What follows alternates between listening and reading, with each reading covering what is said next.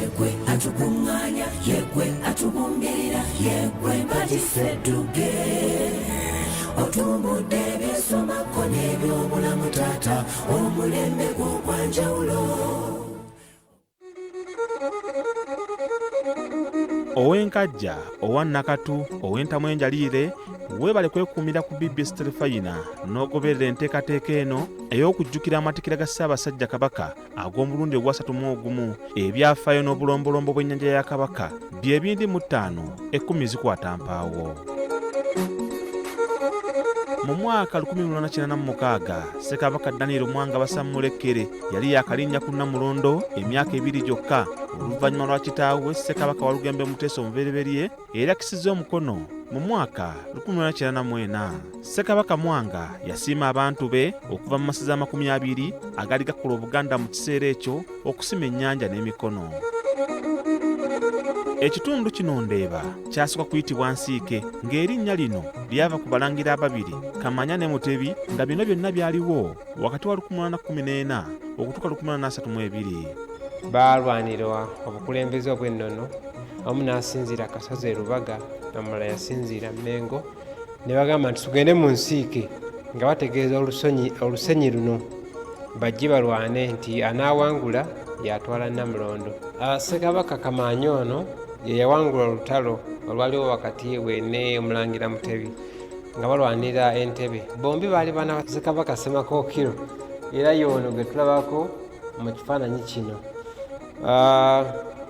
Erinnya Nsiike kwe lyava.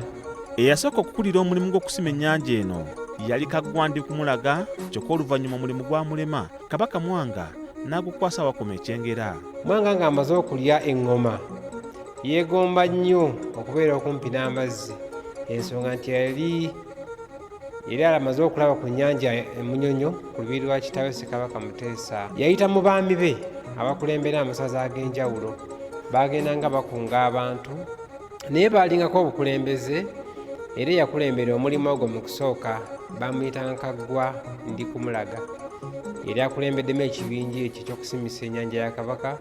Oluvannyuma omulimu gwamulema, Kabaka n'asiima n'agukwasa omwami yayitibwanga Awakoma Ekyengera, oyo n'akulembera omulimu okutuusa ennyanja eno kwe tugiraba olwaleero. Ennyanja eno yasimibwa na mikono nga bakozesa obukumbi obutono ddala obuyitibwa obusimo. Era ebamalizanga okusima nga baddayo nabo ate ng'abalala bajja.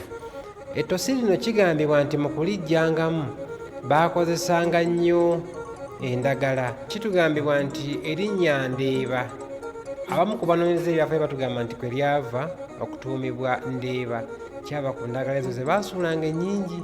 Ku nnyanja eno kuliko ekizinga ekiyitibwa Nambi Nantuttululu nga Kabaka Mwanga kino yakibbula mu linnya lye yali omukyala wa Kabaka Kintu. Ssekabaka Mwanga yayagala okujjukira erinnya lya mukyala wa jjajja omu ku bajjajja be, kwe kuliza okusa n'alireeta okulituuma ekizinga kino Nambi Nantuttululu. Nakati kwekiri singa omugenyi abazeeko asobola okukiraba. Era oba otuuseeko kiriko engabo olwaleero, engabo eyo yakyuma yasibako ku mulembe gwa Ssekabaka Dawudi Chwa, eyo engabo eriko olwaleero. Ekigendererwa ky'okusima ennyanja eno Kabaka Mwanga kye yalina kyali kya kusaabaza byamaguzi okuva mu ggwanga ly'e Buganda, era ennyanja eno Ssekabaka Mwanga era agisimye okumuyambako mu by'okwerinda. Ennyanja eno nga bwe tugiraba si we yali eteekeddwa okukoma. Ekigendererwa kya Ssekabaka Mwanga kyali kya kutuusa ennyanja eno ku nnyanja Nalubaale oba Lake Victoria. Yayagala agatte ennyanja eno nti singa wabaawo obulumbaganyi bwonna obubabuze ku lubiri lwe, asobola okukozesa amazzi mangu n'asomoka n'agenda ng'akozesa amazzi gano. Ate n'okuyisangako ebyamaguzi mu biseera ebyo entambula yali nga ntono nnyo, ng'asobola okukozesa amazzi ago n'ayisako ebyamaguzi okuva ebweru w'eggwanga oba ng'abijja wano mu Bwakabaka bwe ng'abisindika ebweru w'eggwanga. Ab'ekika ky'Emmamba be bavunaanyizibwa ku kusaabaza Kabaka ku nnyanja eno bw'abeera asimye okugisaabalirako. Abantu abawangalira ku nnyanja eno ne mu kitundu kino ekya Kayanja Zone batuubulidde emizizo egiri ku nnyanja eno.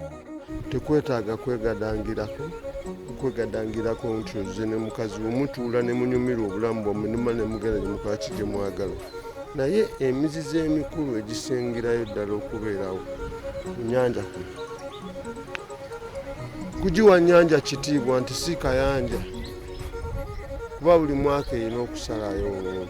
Abantu bangi ennyanja eno bagifuula ekyobulambuzi era bwe tuwuwiddeyo olubu lw'ekigere abaana b'amasomero ag'enjawulo babadde bazze okugirambula. Era naffe senga ebyobulambuzi bino tubisitula ne tubiteekamu amaanyi tetwandizeeyo kulaba bantu baffe nga bakaaba ssente ezisitula institutions ez'enjawulo.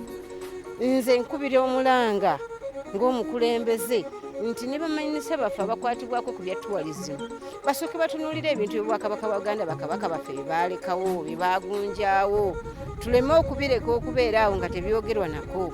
Abaganda be twogedde nabo bagamba nti obuvumu n'omwoyo gwa Buganda ogutafa ogwakozesebwa bajjajjaffe mu kusima ennyanja eno gwe guyinza okuzza Buganda ku ntikko. Ennyanja etuwa obuvumu nga ffe Abaganda okulaba nti tusobola okuyimirira ku bajjajjaffe be baatandika. Kuba njala okutegeeza abadde tebakimanyi oba batulaba nti ennyanja eno bajjajjaffe baagisima na mikono gyabwe na ngalo. Kati bw'olaba ennyanja nga bwe yenkana naye nga abajjajjaffe abatusooka bayowaayo ne bagisima n'emikono gyabwe ku lw'okwagala Obuganda. Ekyo kituzaamu amaanyi ne kituwa obuvumu okulaba nga tusobola okulwanira Obuganda okulaba nga bubeera ku ntikko. Abakulembeze mu kitundu kino bagamba nti bagenda kufuba okulaba nga bongera ku mutindo gw'ennyanja eno. Tubakubiriza abantu bonna abawummulira wano ku nnyanja temusuulamu bukyafu, temugyonoona. Ennyanja eno kya byafaayo kinene nnyo. Richard Mwanje, BBS Terefayina, ageesigika.